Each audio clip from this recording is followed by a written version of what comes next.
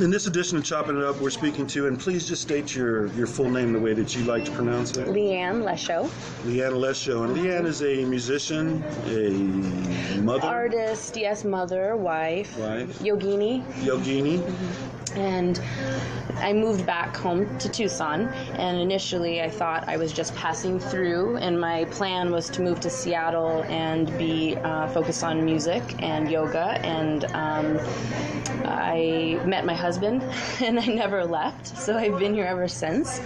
And I think the most important thing, or most important aspect of my story thus far would be from around 2002 to 2003, I had a very intense spiritual awakening, and this was a result of from the time I was 6 years old as a pitcher. It was a very meditative practice, and that was gifted to me in this life, and because that was a practice of joining mind, body, and spirit, breath being the spirit, it resulted, after 19 years of doing that every day practically, several repetitions, hundreds of repetitions a day, I started having very mystical experiences from it on the pitching mound, and it became very clear to me that that this was something that was gifted to me in this life to prepare me for something much bigger. And this, I had more than just mystical experiences. I mean, there was one moment where I absolutely slipped into a past life. This was my experience. And before this moment, I didn't know if I believed in past lives.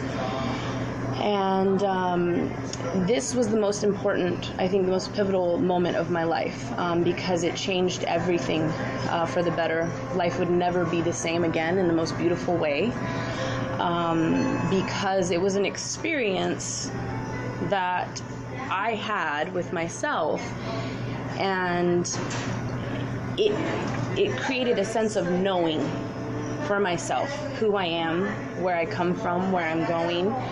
And, you know, these are those kinds of things that you can't prove to anyone else, but nobody can prove to you otherwise. It's your own experience.